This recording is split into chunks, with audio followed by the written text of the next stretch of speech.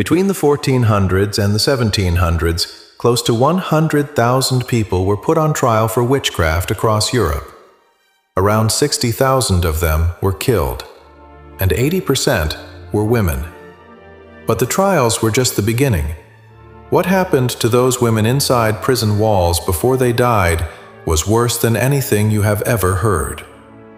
These are 25 torture methods used on women in prisons that have never been covered before.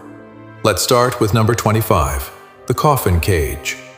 In medieval Europe, a woman convicted of blasphemy was locked inside a human-shaped iron cage called a gibbet. The cage was custom-built to fit her exact body, so tight that the metal pressed into her skin from every angle.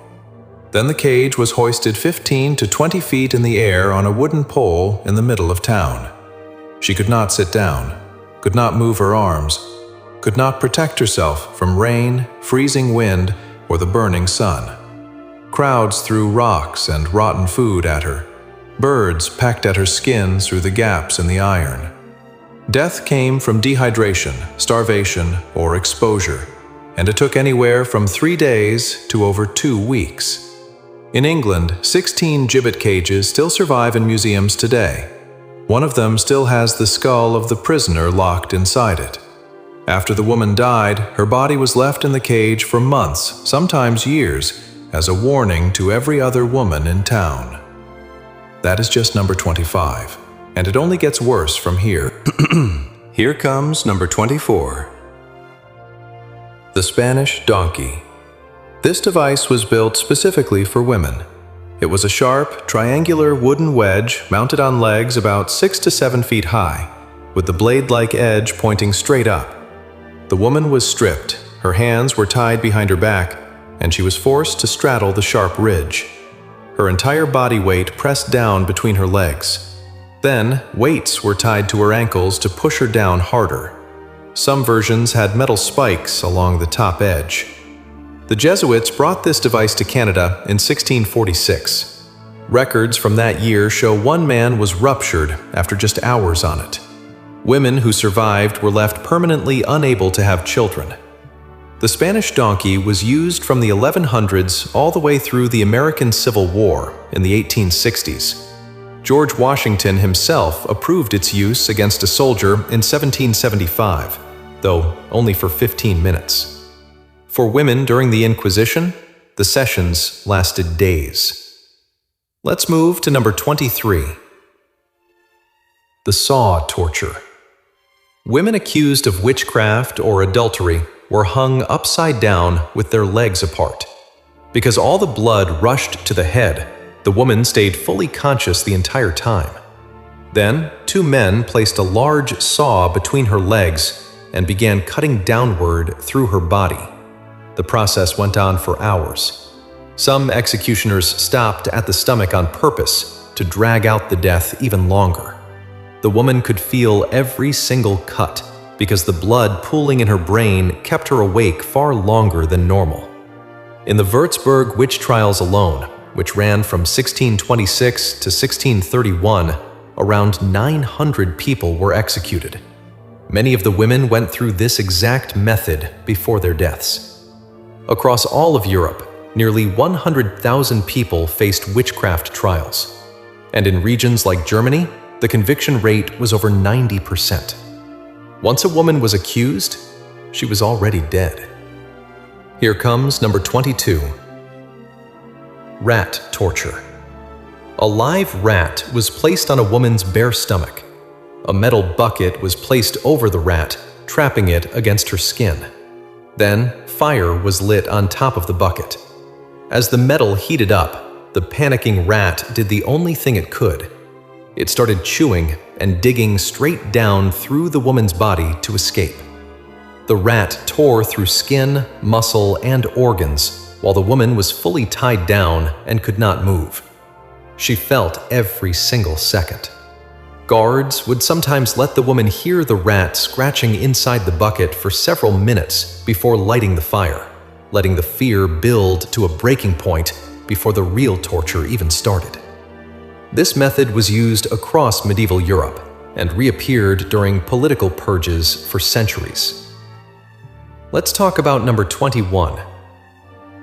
The Judas Cradle.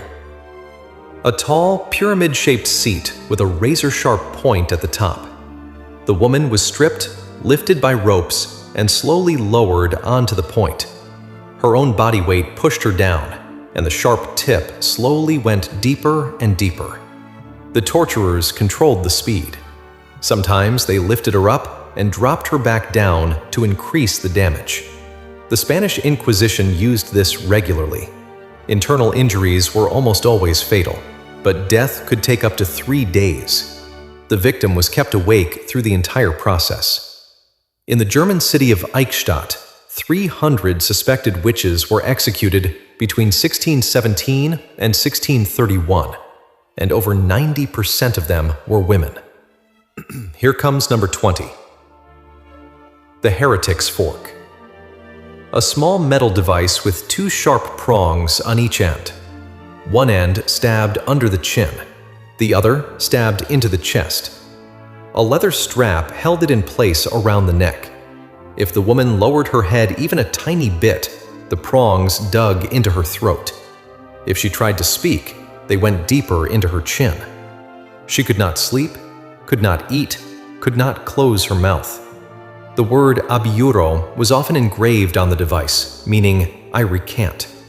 The only way to make it stop was to confess to whatever they accused her of. Women wore this for days, until the sleep deprivation alone drove them into hallucinations and madness. Research shows the human body begins to break down after just 72 hours without sleep.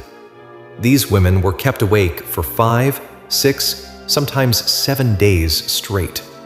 By then, the confessions were meaningless. The women would have admitted to anything just to be allowed to close their eyes. Let's move to number 19. The Knee Splitter. 2 blocks of wood studded with sharp metal spikes placed on either side of a woman's knee. A crank squeezed the blocks together. The spikes punched through skin on both sides at the same time. The kneecap shattered. Tendons snapped. Ligaments tore apart. The woman would never walk again for the rest of her life.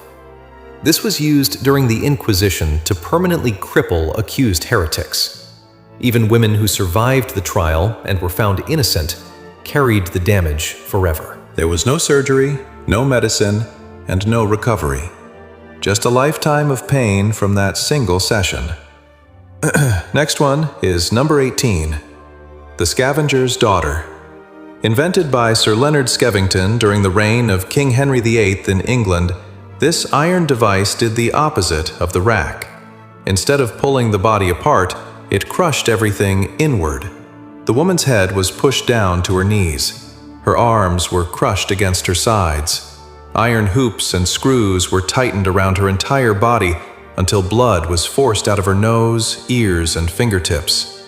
The pressure on the rib cage made breathing nearly impossible. Ribs cracked under the force. Some women passed out within minutes. Others were held in it for hours. Henry VIII ordered the execution of around 57,000 people during his 36-year reign, and devices like this were standard equipment in his prison system. And that is where this list shifts from brutal to absolutely inhuman. Here comes number 17. The Spanish Tickler. A metal claw with 3 or 4 sharp prongs on a long handle. The torturer dragged it across a woman's bare body, shredding the skin in long strips.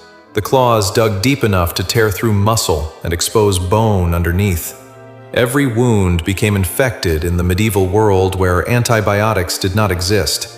Infection meant a slow death over 7 to 14 days. The Spanish tickler was one of the most common tools found in medieval dungeon inventories across Europe and was a standard instrument of the Inquisition. Let's move to number 16. The Iron Chair.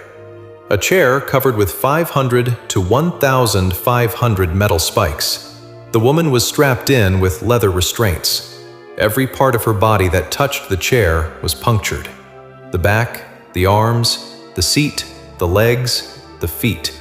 In some versions, hot coals were placed under the chair to heat the spikes.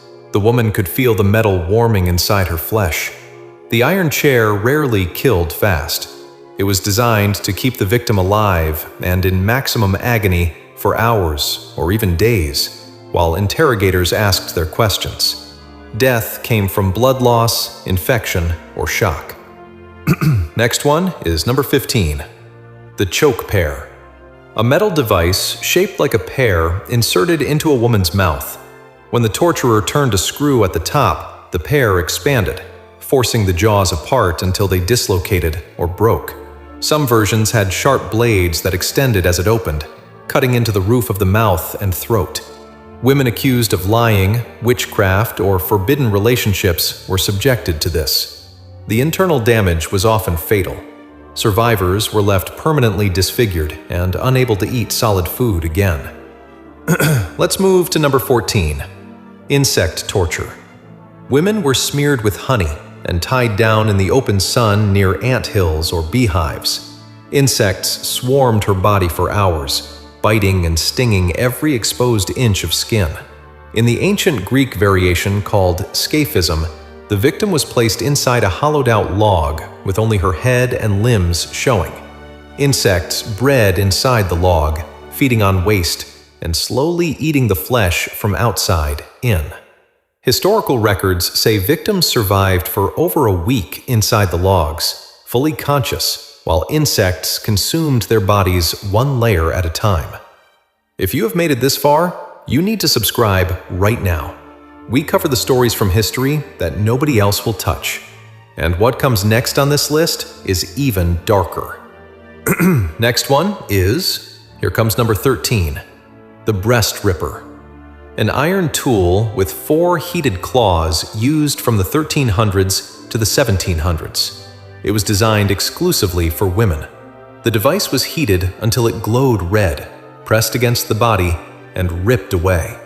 Women accused of adultery, pregnancy outside marriage, or what the church called erotic white magic were the primary targets. A wall-mounted version called the iron spider was also used, where the woman was pulled away and her own body weight did the tearing. Records from ancient Rome show that Saint Agatha of Sicily suffered this exact torture before her execution. The damage was immediate and usually fatal within hours. Let's talk about number 12, the Chinese Yu punishment. In Imperial China, a punishment called Yu involved amputating both feet as a sentence for over 500 different crimes, including stealing and cheating. A 3,000-year-old female skeleton was found with both feet surgically removed, but the rest of her body in good health, confirming this practice was real and routinely performed.